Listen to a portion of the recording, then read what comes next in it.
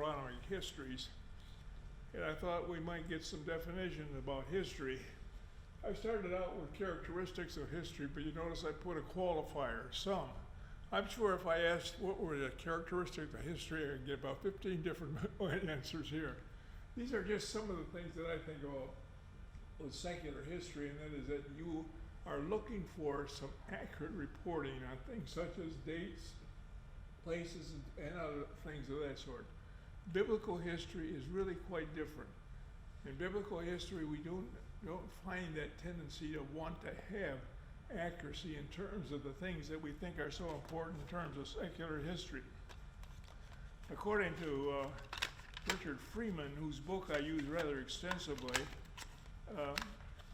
this idea of wanting to be that accurate in reporting history really doesn't come about until after the work of Herodotus, probably in his books called the Greco-Persian Wars, where he actually does try to adhere very strictly to these ideas of what is accurate. Friedman makes a point that there is a lot of material in the Bible, in the Old Testament, that even predates that. But we want to look at something a little bit further this time. We want to look at what we mean by Deuteronomic history. There are some things about Deuteronomic history that are really quite significant. One of them is that in the Deuteronomic history, we will find very often stories of events that involve, first of all, God giving commands. This is what you are to do. This is what you are not to do. A good part of what we look at is the report of the response to these commands. How do the people respond to the commands that were given by God? If they respond favorably, they're going to find that things work out well. If they respond unfavorably, they might have problems. What does that do? It goes all the way back to that book of Deuteronomy, when God is addressing the Israelites just before they come into the promised land, and that is, that land will be yours if you are a righteous people. You will lose it if you are not a righteous people. What we find in these Deuteronomic histories is quite a bit of the following that whole idea. In a nutshell, we're going to find that there are a couple of books, namely Joshua and Judges, that are sort of what you might call a preamble to looking at that history. The history that we have recorded rather carefully in terms of being Deuteronomic history is from about 1001 BC, 1100 BC, about the time of the birth of Samuel, up until the death of Josiah. Then there's a little bit of an addition to that of another couple of chapters that take us to about 560 BC, and that's the only period that's covered. There's nothing in the Deuteronomic histories. Now there is other history, and we're going to be talking about that other history later, because we need to have a feeling for the source of that other history. But when we take a look at the Deuteronomic histories here now, first one we look at is Joshua. Now here's what I came across about the book of Joshua. There are a couple of times that I came across statements to the effect that there's a little of value in terms of historical evidence in the book of Joshua.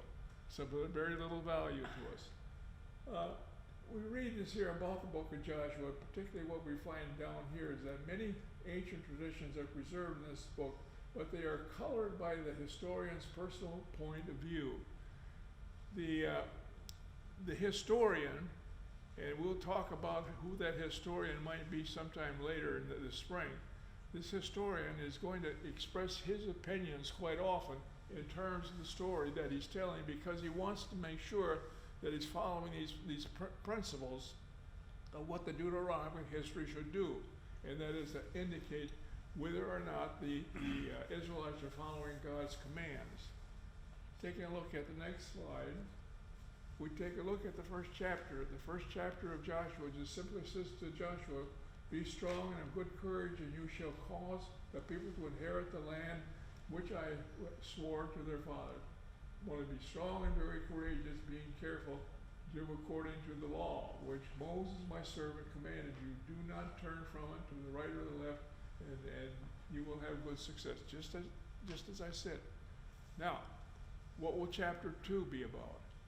Well, I'm going to tell you something kind of interesting I found about looking at the Deuteronomic histories of the last year or so, and that the historian is a great storyteller. He likes to tell stories. And one of the things that he does that I find interesting is that he brings in personalities that are not the principal personalities. They're just below the top. Well, just like in Gone with the Wind, there's Scarlett O'Hara, but then there are her friends. I can't remember what her name is, Olivia de Havilland, I can't remember, who was that? Melanie. Yeah, just one. The historian does that too, and the next chapter does that very thing. At the time, the beginning of the book of Joshua, we have to assume something that's rather important, and that is that the Israelites are still on the other side of the Jordan River. They have not crossed the Jordan River from the east side to the west side of Jordan, where most of Israel was.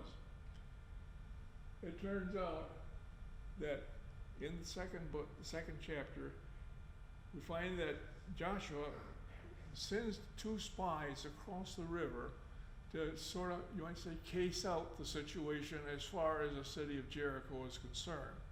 These 2 spies have to try to find out as much as they can about the fortifications and everything else about Jericho. The book doesn't actually say this, but in a sense it's kind of not surprising that he goes to a place where he can expect to find some information. He goes to a place where he's going to encounter a prostitute. The woman that he encounters said the woman had taken the 2 men that were sent by Joshua and had hidden them. True men came to me, but I did not know where they came from. This is what she tells the authorities. Yeah, these people came here. But when the gate was closed and dark, the men went out, and where they went to I do not know. Pursue them quickly, and you will overtake them. This is what she's telling the authorities in Jericho. Go try to find them quickly. But she had brought them to the roof and hid them with stalks of flax, which she had laid in order on the roof. So the men pursued after them on the way to Jordan as far as the ford, but soon the pursuers had gone out and the gate was shut. But she had put these men, she had hidden these 2 men in this fashion. Now, why did she do this? Before they lay down, she came upon them on the roof and said to them, I know that God has given you the land, and that fear is fallen upon us, and that all the inhabitants of the land melt away before you. For we have heard how the Lord dried up the water of the Red Sea before you came out of Egypt, and what you did to the 2 kings of the Amorites, that's Og and the giant, and that you were beyond the Jordan, where you defeated him. And what she says, you are going to come into Jericho. What she says, save my family. I won't go through all this, but just the last little bit, she says, when you come to destroy Jericho, do not destroy my family. But the men said to her, our life is yours. If you do not tell this business of ours, then we will deal kindly and faithfully with you when the Lord gives us the land. Then she let them down by a rope through the window, for her house was built on the city wall, so that she dwelt in the wall. There's a picture of several pictures of her letting them out. And when she let them down, well, I'll just go this rather quickly. What they tell her is that, all right, things are going to happen, but you're going to have to let us know how to protect you and to put a scarlet ribbon through the window so we'll know where not to hurt you and your family. Period. It stops right there. They're still on the other side of the Jordan. But guess what? Rahab shows up a bit later. But we're still back on the other side of the Jordan River. And what has to happen next is that they have to cross the Jordan River to get from the east side of the Jordan to the west side of the Jordan, where most of Canaan lies. Here is a very valuable map. A key city here is Gilgal. Gilgal is right on the Jordan River. Right now, the Israelites at this point are right here, have to get to Gilgal, and they run into 3 cities, all of which play a role in what we have in the story that follows. Jericho, Ai, and Gibeon. Let's take a quick look at that. Then Joshua called 12 men from the people of Israel, and that he had appointed a man from each tribe. And Joshua said to them, pass on before the ark of the Lord your God in the midst of the Jordan, and take up each of you a stone upon his shoulder, according to the number of tribes of the people of Israel, that this may be a sign to you, that when your children ask in time to come, what do these stones mean to you? Then you shall tell them that the waters of Jordan were cut off before the ark of the covenant of the Lord when it passed over Jordan, and the waters of Jordan were cut off. So these stones shall be to the people of Israel a memorial forever. Now, the reason I included these verses is that Joshua is trying to make sure that the people leave some visible sign to indicate that we had actually been there. One of the interesting channels on the television is the History Channel, and there are several different episodes where they show so much of what we know about the past comes from, guess what? From stones. You know why? They don't decay. They can be around for a long time. And we find quite often that the Israelites are doing the same thing that many ancient people did, is leave some reminder by putting something in stone. And these stones are significant as far as Joshua is concerned, because it'll be able to, people will tell in the future that, hey, we were here. So here we have a picture of them crossing the Jordan River, and we see people picking up the stones. They also have with them the Ark of the Covenant back here. That was taken across the river with them. I've looked for these stones on the internet. This is the only picture that showed up twice, and there are a lot of other pictures that indicated these were the stones at Gilgal. Whether that was the case or not, but these are current pictures.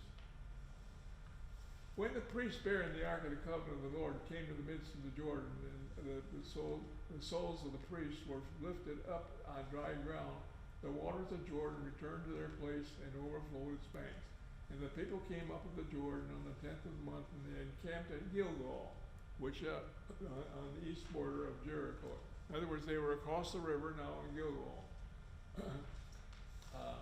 And this tells about, you will be able to see those in the future. He set up these stones as a memorial of what had happened here. I repeat myself. This is a picture that is false, because it shows the priests, or the bearers of the ark, stepping into the waters of the Jordan, and the waters part. That isn't what happens. If you remember a couple of slides back, it says that what had happened is that the Jordan had dried up at that point. It had dried up because apparently there had been a blockage of the Jordan River north of Gilgal. This again is a picture that is not quite correct. Actually, they were passing over on dry land. Now, why would they be passing over on dry land? The theory is that an earthquake shook loose dirt cliffs of the river, damming the river long enough for the Jews to cross. It happened many times in recorded history. In 1927, that's just the last century, it happened at the very spot where the Bible says it happened, at the city of Adam, some 20 miles upriver from Jericho. The landslide dammed the river for 21 hours. I think this is shown very nicely in a map. Here's Jericho. This is the other side. Here's Gilgal right around here. Way up here is where the damming had taken place, and all of it became dry land and enabled the Israelites to pass over the Jordan without getting wet. Rather significant. Once they were across Jordan, that takes care of chapters 3 and 4 and 5. We get to the fact that they have to deal with Jericho. Now, I got a little bit more here about Jericho than I really meant to, but I'm going to put it in anyway. Now, Jericho was shut up from within and from without because the people of Israel, none went out and none came in. And the Lord said to Joshua, see, I have given into your hand Jericho with its king and mighty men of valor. You shall march around the city, all the men of war going around the city once. This you shall do for 6 days. You remember that part of the story? And the 7 priests shall bear 7 trumpets, and ram for 7 trumpets of ram's horns before the ark. And on the 7th day you shall march around the city 7 times, the priests blowing the trumpets. And when they make a long blast with the ram's horn, as soon as you hear the sound of the trumpet, then all the people will give a great shout, and the wall of the city will fall down flat, and the people shall go up, every man straight before him. Now that is too tempting to say the very least. People had to try to find an explanation. One explanation I found rather interesting to follow up on is that there are people that have been looking into the idea that the great shout that they heard along with the trumpets was enough of a sound wave that would cause the walls to crumble. I have not experienced this, but I know my daughter has experienced this. But they tell me that the noise in Allen Fieldhouse is somewhat, and there are people that have worried. I saw some very interesting pictures on the internet, and on History Channel, of a ping pong ball being lifted up into the air simply on the basis of the sound that's coming from a loudspeaker.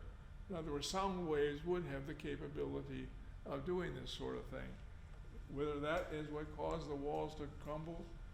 Another possibility is that the walls crumbled for another reason, and that is that, another reason was that there was an earthquake. An earthquake had taken place.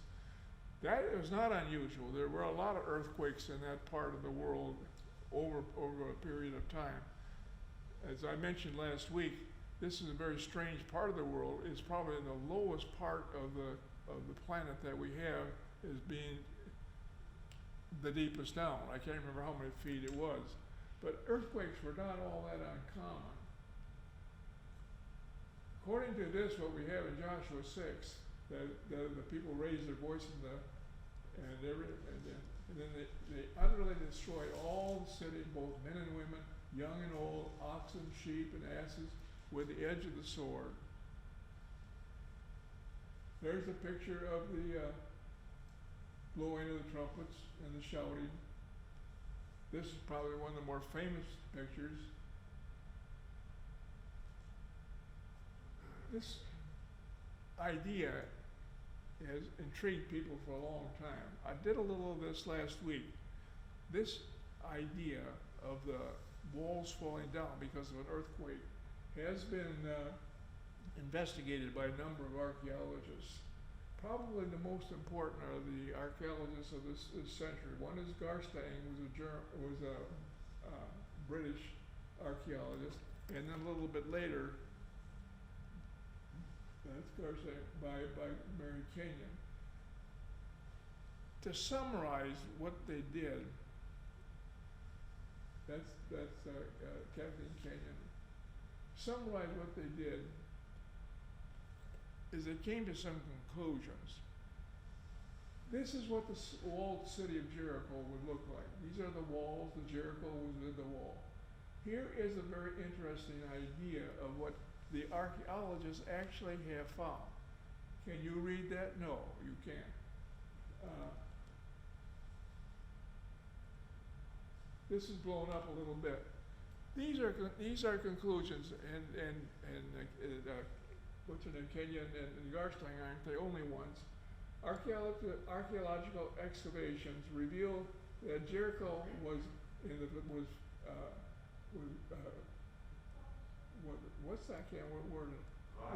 violently destroyed sometime toward the end of the Bronze Age. The end of the Bronze Age starts at around 1500 BC. The walls seem to have been thrown down by a sudden force as by an earthquake. Charred wood shows that what was left of the city was burned. Excavations have also found food supplies buried in the destroyed city, which means it was not captured by siege. It was something that happened very quickly. Otherwise, the food supplies might have been lost.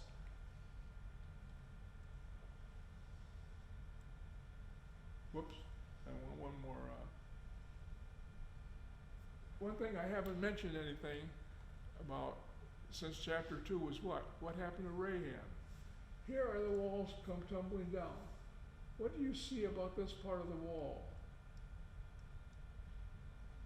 See the scarlet robe, scarlet strand. This is supposedly where Rahab was, and she and her family were rescued. Is that the end of Rahab? Well, that's rather peculiar. You go to the search of the Bible, you'll find that the name Rahab occurs 5 times in the Old Testament, or maybe 6 or 7 times, counting the chapter 2. 4 of those instances are in Job and in Psalms, and they don't refer to Rahab, the prostitute. They refer to cities. Otherwise, there's no mention at all of Rahab in the Old Testament. However, we get to the New Testament. I had these in an order. We get to the New Testament. They're mentioned in the Epistle to Hebrews and to James. But the most interesting one is in the first chapter of Matthew, where we find Rahab's name showing up very early in the genealogy of Jesus. Now, I don't think I have that genealogy here. I had it on the slide at one point. We find out that there was a woman named Rahab that married a man from Judah by the name of Salmon, S-A-L-M-A-N, Salmon. And that they had a son. That son's name was Boaz. Boaz, does that ring a bell? Boaz was the husband of Ruth, of Ruth and the story of Ruth. They had a son named Obed, who had a son named Jesse, who had a son named what? David. So what we find is that according to what they have in the genealogy that's given to us in Matthew, David was a great-great-grandson of this Rahab. Who was she? Well, if Jericho was destroyed about the time that they say 1400 BC, that would be about 150 years or so before Joshua comes on the scene. The best I can figure out is that Rahab probably was a Canaanite woman that probably lived in the area of Jericho, and she married this Israelite, Judah, and they had this son Boaz. Otherwise, we hear no more of Rahab. But I want to go back to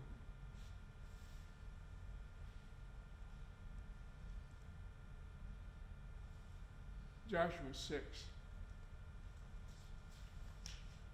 Near the end of that story that we have of Jericho, it says here, but keep for yourself from the things that are devoted but you keep yourselves from the things devoted to destruction, lest when you have devoted to them, you take any of the devoted things and make a camp of Israel a thing of destruction and bring trouble upon it.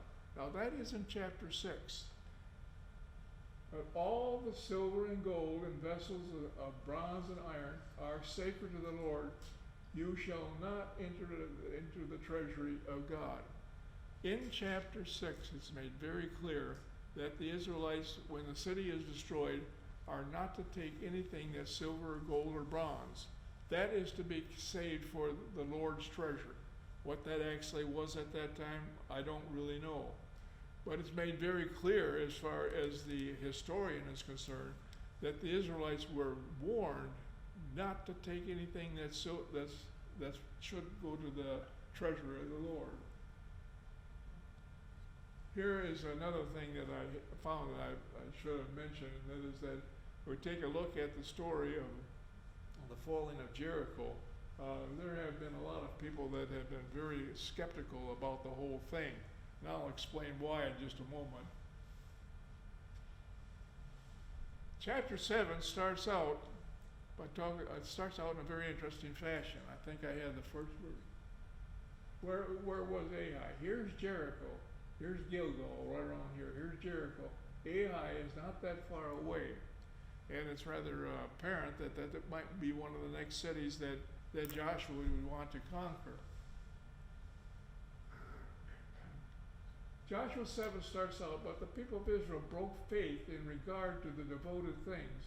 For Achan, the son of Carmi, the son of Zabdi, and the son of Zebra, of the tribe of Judah, took some of the devoted things, and the anger of the Lord burned against the people of Israel. Now, I have a feeling that somewhere along the line somebody separated chapter 6 from chapter 7, because actually this directly follows what we find in chapter 6. Don't take any of these things. And what does chapter 7 say? Somebody did.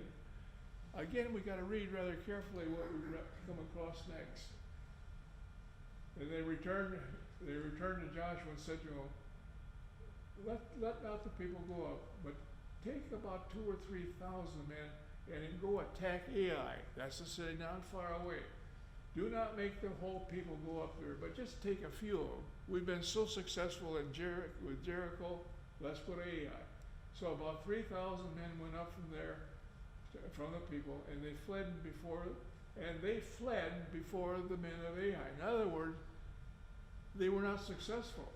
They fled before the men of Ai. And the men of Ai killed about 36 of them. They chased them from the gate as far as Shebarim and slew them in the descent. And the hearts of the people melted and became as water. Now, there's something here that I think is rather significant. Joshua and some of the people decided, hey, let's take Ai. Did they get a command from God to do that? No, they didn't. They're doing it on their own, unaware of the fact that there is a problem. The problem is that apparently somebody has sinned. For the Canaanites and all the inhabitants of the land will hear, well, somebody sinned. And everybody will hear about what has happened to us. And they'll surround us and cut off our names from the earth. And what wilt thou do for thy great name? And the Lord said to Joshua, arise, why have you thus fallen on your face? Israel has sinned. They have transgressed my covenant which I commanded them. They have taken some of the devoted things, and they have stolen and lied and put them among their own stuff. Therefore, the people of Israel cannot stand before their enemies. They turn their back before their enemies because they have become a thing for destruction. I will be with you no more unless you destroy the devoted things from among you. In other words, the reason you had this failure was, first of all, the command had not come from God, and the fact that they had disobeyed as far as the instructions concerning Jericho, that they were not to take any of these sacred things. Let me get a little bit closer here. What happens now, you want to read this, it's kind of interesting. What happens is that Joshua tries to find out who did this, what is the wrong.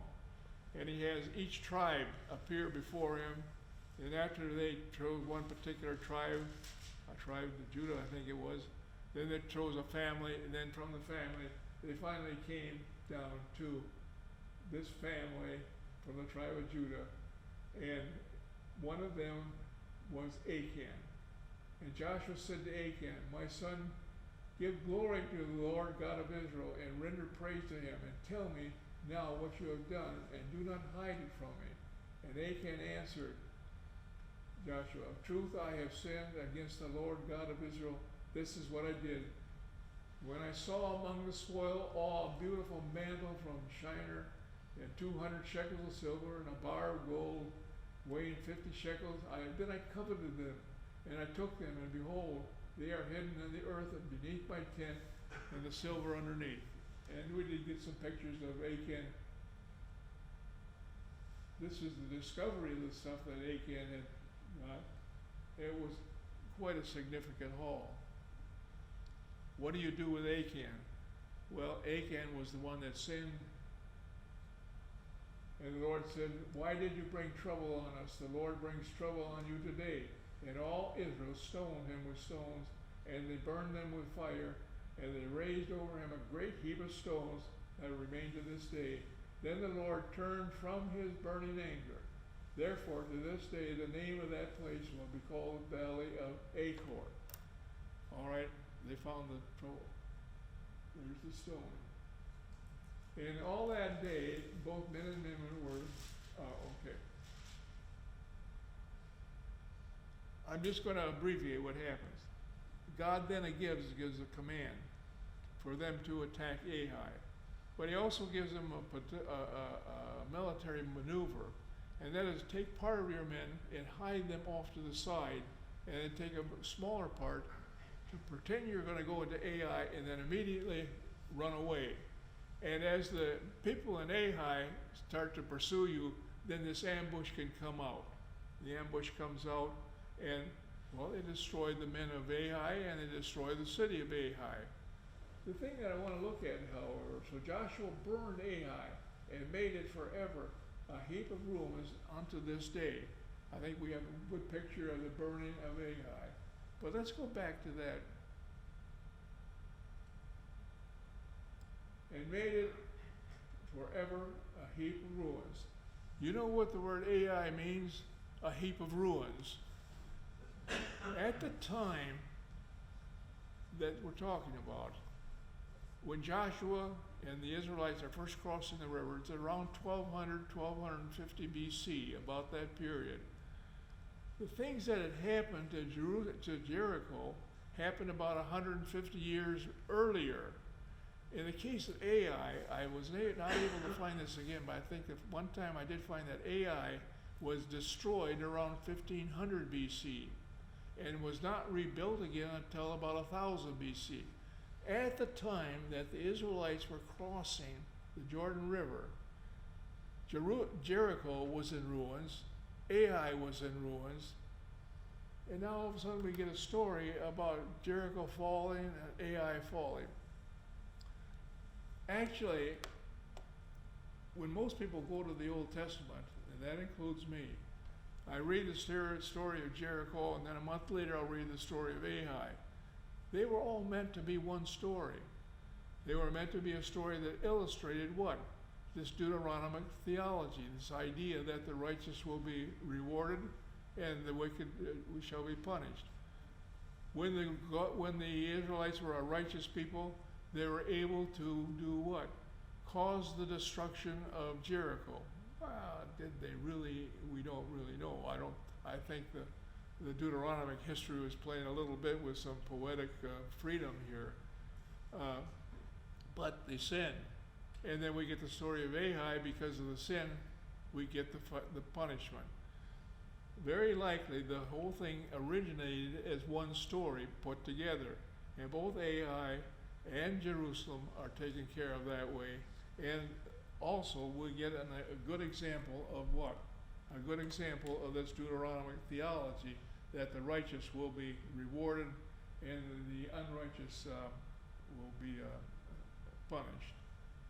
The next section I want to look at, what time is it getting to be? Oh my gosh.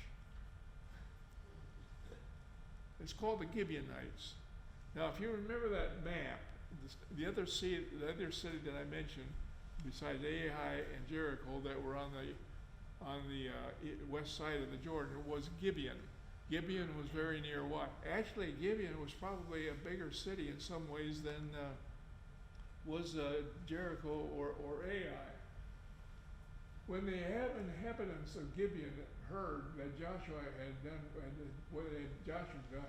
what Joshua had done to Jericho and Ai, and on their part they reacted with cunning. They went and made ready provisions and took worn-out sacks upon their asses and wineskin, worn out and torn and mended, and with worn-out patched sandals on their feet, and worn-out clothes and all the provisions that were dry and moldy. They approached Joshua. and said, "We are traveling and we're very worried about what is happening around here. Will you protect us?" Now, Joshua does not know at this time that these are the people from the city that is adjoining, that is very close to Ai and Jericho. And rashly makes a promise, "Yes, we will protect you. We will protect you, and you don't have to worry."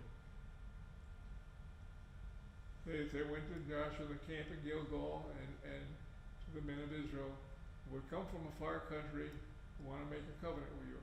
Perhaps you will live among us, and how can we make a covenant with you?" In other words, you stay with us, we'll make a covenant with you.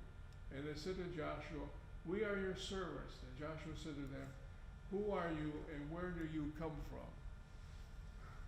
And they said, "From a very far country, and because of the name of the Lord your God, we have heard a report of him, and everything that they had done to the Ai and to Jericho. And our elders and all the inhabitants of the country said, 'Take provisions in your hand for a journey and go greet them.' And they managed to hoodwink the Israelites. And when the inhabitants heard, okay, they went to Joshua. I covered that. It wasn't long when the Israelites found out they had been hoodwinked, that those people were not travelers from afar. They were from the adjoining city of Gibeon.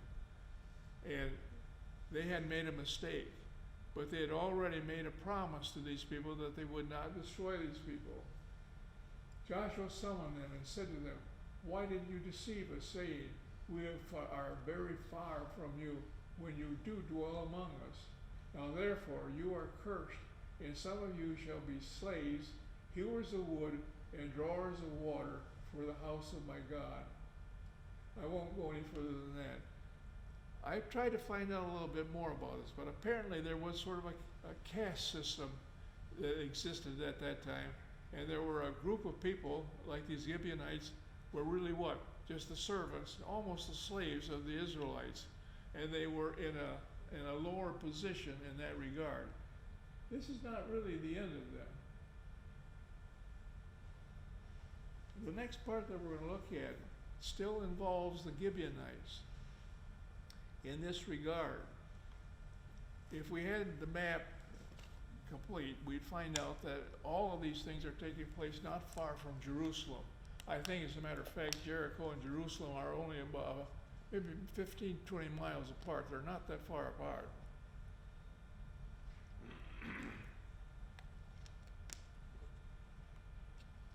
When the people and the king of Jerusalem, saw what had happened to Ai and Jericho, and how Gibeon was next, they were worried about the people in Gibeon. And what we are told is that, okay, I'll have to tell you. What they are told is that the king of Jerusalem at that time was Adonizek. Adonizeked. Remember that name, because it'll be very important later on. He got together four other kings, and they formed a coalition to go and take Gibeon out of the picture completely. And as they were marching on toward Gibeon, Joshua found out about it, and Joshua took his men and pursued these people, these 5 kings, pursued them. And as they fled before Israel, and while they were going down the ascent of Beth Horon, the Lord threw down great stones from heaven upon them, and as far as Azekah, and they died. And there were more who died because of hailstones than the men that were killed with sword. I think I have one picture, and I'll come back to the rest. There's one of the pictures here. I got a couple pictures of the hailstones. But let's finish that verse. Then spoke Joshua to the Lord, and the day when the Lord gave the Amorites over to the men of Israel. And he said in the sight of Israel, Sun, stand thou still at Gibeon, and thou moon in the valley of Ajalon. You seen that verse before? This has caused a lot of problems, to say the very least. We don't hear anything more about all these people being stoned to death by the hailstones, but we do find out quite a bit about this particular thing.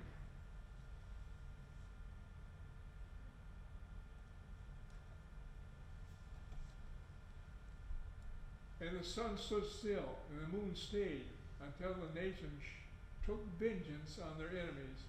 And this is this not written in the book of Jasher? The sun stayed in the midst of heaven, and did not hasten to go down for about a whole day. There has been no day like this since or before, when the Lord hearkened to the voice of a man, for the Lord fought for Israel. This is one of those places that you find in the Old Testament that people say, well, there is really no real history here at all if the sun stood still. If the sun stood still, you'd have to deal with the problem that later on man learned enough about the heavens to realize that the sun does not move, but the earth moves. Who was the man that did that, who first originated that? Copernicus, around 1500. A little bit later than that, Galileo, around 1630 or so, also proposed this idea from the work that he had done with his telescope, that actually the sun stands still, but it's the earth that is moving. Well, back in those days, that was about 300 or 400 years ago, people still believed in the inerrancy of the Bible. What the Bible says is true, do not question it. The Bible said the sun stood still, therefore the sun stands still. And when you are saying that the earth moves, no, that can't be, because the Bible is different from that. This idea of this inerrancy of the Bible has caused more problems than you could possibly imagine. It is somewhat alive even today. I think I told you the story about how some people in the Roman Catholic Church take certain things because they are stated this way. And a young man was taking instruction in Catholicism and told one of the priests that he had some problems with it. And the priest said, what kind of problems do you have? Well, like the infallibility of the Pope. He said, I'm bothered by that. And the priest looked at him and said, there's no problem with that. The Pope is infallible. What else is bothering you? Well, that's the way some people looked at the Bible. Don't question this at all. Galileo questioned this. He questioned whether or not the earth moved, whether the sun moved, and he said, no, the sun is at the center of the solar system. It's the earth that actually moves. Galileo, as you know, was tried by the church, underwent an inquisition. I think this was in 1633, and he was found guilty of making a statement that the sun moved, and that it was the earth that moved. And he was sentenced to imprisonment, home imprisonment, for the rest of his life. So even in the 1600s, there were some problems. I'm curious to see what's going to happen. Well, okay, this I found rather interesting, and that is that, how many of you have seen a sun eclipse? Some of you remember the one of a couple years ago. How often do we get them? Very seldom. They actually were very rare, and they were not something that occurred that often. And it could very well be that most of the time during the lifetime of Joseph and the period that we're looking at, these people had never seen anything like a sun eclipse. When one did occur, what did they make of it? They didn't know what to make of it. And what we see here is that the sun eclipse, well, I think I got a picture of a sun eclipse. The sun eclipse can make it look as if the sun has stopped and the moon has stopped and neither of them are moving. It'll look that way for an instant or so, not very long. And people would see this and say, what had happened? Well, they didn't know what had happened. They didn't know how to interpret what had happened. And it's a rather curious thing that it did turn out that there was a sun eclipse that occurred about this time in that part of the world. A sun eclipse that occurred in 2007 BC. That's very interesting to say the very least, because that's right about the period that Joshua may have been in the process of conquering the Canaan.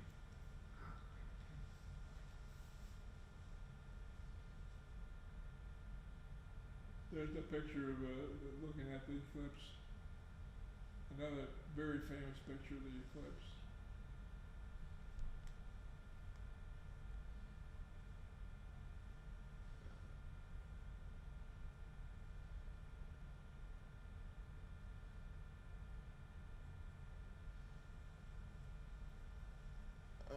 I'll mention this a little bit later on. I think we'll be talking about Merneptah a little later on. There's Galileo. There's the Inquisition. That takes us up through chapter 10. The next chapters, 12 chapters, 11 through 23, all are about one thing, about the conquest of Canaan. Now this is the period, this is the part of the book of Joshua that has caused a lot of problems. According to what we read in the book of Joshua, we have these events that took place right here at Gilgal, at Ai, at Jericho, and Gibeon, and then all of a sudden, the book gets very active, and we find that Joshua and his people go with his troops and his military, go down to the south, and eventually go up north, all the way north of the Sea of Galilee. And what did they do? They conquered all that land according to what we read in the book of Joshua. The next thing that we have to concern ourselves with is the problem of how is that land going to be distributed among those 12 tribes that were supposedly along with Joshua at the time they crossed the Red Sea and the time that they crossed the Jordan. Well, we'll find out that the people had to settle down, and there were different ways in which they settled down in Canaan. One of them is they were squatters. They just got to a place and they stayed there. I think I have a slide here that talks about Reuben, Gad, and Manasseh. You notice they are all on the east side of the Jordan River. They all got into that part, when they were traveling, they got into that part of Canaan, which was on the east side of the Jordan River, and decided that was not a bad place to stay. It actually, there is some biblical background for this. Reuben stayed here, way down here.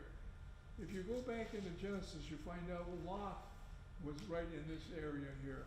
In other words, this was pretty good pasture land. And Reuben, with his people, decided, let's stay here, let's not move on any further. Gad, somewhat the same thing. Actually, up here, we're getting into the area regarded as some of the best pasture land in that part of the world. So there were people that just stayed there, that squatted. The others, they were conquered militarily. Now, we won't read all of this. Now, these are the kings of the land whom the people of Israel defeated and took possession of their land beyond the Jordan toward the sun rising from the valley of Arnon to Mount Hermon with all of the Arabah. Beyond the Jordan. That meant on the east side of Jordan. These are the places that they conquered and conquered these people. And then they went across the river and conquered all these people. Now, this didn't really happen. How do we know that it didn't happen? By reading the first chapter of the book of Judges when it said this didn't happen. And it didn't happen. It didn't happen that way. We don't know really what did happen.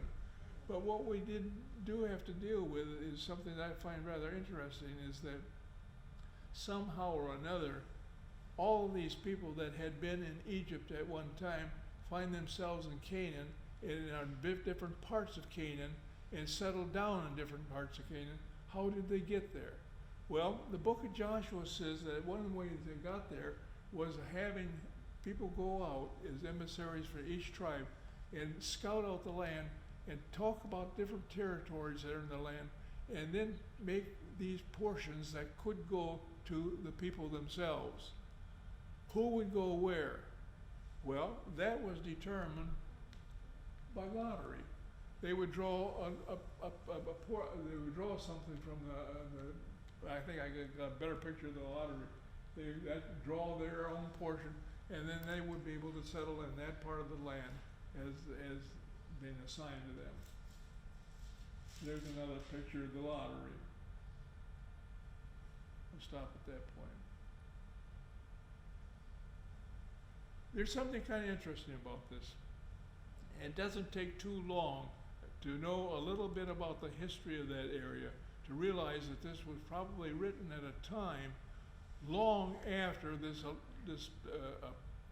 apportioning of the land took place, long after. One of the reasons is that some of the assignments that were made to people would include this part of the land and all these cities. And in many cases, these cities had not yet been founded. At the time that the Deuteronomist was writing the history, yeah, the cities might have been there for a long time, but they were not founded. They did not exist as cities at the time that Joshua was there. I was thinking of a situation that we had in our own American history. We are told that the Dutch were able to buy the city of Manhattan from the Indians. What was it, $22 or something like this? And you go into that a little bit further, you find out that the Indians that sold that land were not natives of Manhattan Island. They actually came from another part of that country. And after they had sold the city, they went home. And you know where they went home to? Brooklyn, Flatbush, and Ebbets Field. They were from the southern part of Long Island. Well, today we know that southern part of Long Island as Brooklyn. But at the time of the selling, they did not know those names at all or associate those names. Same thing was probably true here, and that is that the people were familiar with those sections of land that were designated here, and that there were important cities that were in those lands, but many of them had not been settled until a bit later. This is the sort of thing that prompted people to say there's very little of historic value in the book of Joshua. In that regard, that is true. But on the other hand, there are things that I pointed out that Joshua, in the book of Joshua, effort is made to see to it that people remember that there are certain things that did take place, that they set up stones to show that they had crossed Gibeon. And in the next section, we have something even more profound. I won't go into that today because there just isn't the time. Daylight saving time caught up with me. Call the Shekinah Council. And I want you to think about this during the next week or so. If you go to the book of Exodus, you find out that we are told that Moses left Egypt with 600,000 men and their families. Most people estimate the total number that Moses left Egypt with would be over 2 million people. Now, moving across the Red Sea with 2 million people and into the desert and spending there 40 years, there should be some evidence of this actually taking place. First of all, Egyptian history should tell us something about the fact that people left in a mass like that. 2 million people left in a mass. There should be a lot of evidence, archaeological evidence in Sinai and in parts of Palestine that 2 million people had gone through there. Absolutely no indication at all. No indication at all that 2 million people were there. The fact remains that there were a lot of people that were living in Egypt that we suddenly find when we get to parts of the Old Testament are now living in Canaan. How did they get there? How did that happen? The first part of the book of Judges gives us a little bit of a clue in terms of at least one of the tribes, and even the tribe of Judah. And that is that very likely they just left little by little, not in 2 million, but maybe just one tribe would leave and say, or one group of families would leave and say, let's leave Egypt here, let's go back to Canaan where we had come from. But this may have taken place over a period of approximately maybe 300 or 400 years. But little by little, they emptied out Egypt from these people that had been Canaanites and brought them into Palestine. One of the things that, however, that I think we can't assume from the next thing that I'm going to talk about next week, and that's council at Shechem, is that they did have a memory in terms of where they had come from, that they had originated probably from Abraham, from Isaac and Jacob, from Abraham's background way back into Mesopotamia and then into the Promised Land, and that these people served a God. That God is referred to as what? The God of your fathers. We read about it in the book of Exodus when Moses encounters God at the burning bush and asks who this God is, and what does God say to him? I am the God of your father Abraham, Isaac, and Jacob. In other words, there was some sort of a background that they still had. They knew they were not Egyptian. They knew they had a background in Canaan, and they knew they had a background of a God. Now what we're going to look at in this council of Shechem is how these people came together in a way to form a nation based on what? Based on the fact that they had a God in common. But we're going to say that for next week because there's a lot more to it than that, and a whole lot that involves some one Egyptian by Merneptah, and archaeology that has indicated that there was some sort of a coalition about the time of Joshua, not too long after Joshua, that seemed to indicate that these 12 tribes that had been in Egypt at one time were now all in Canaan, were now all in Palestine, and they formed a coalition. Next week, you may read ahead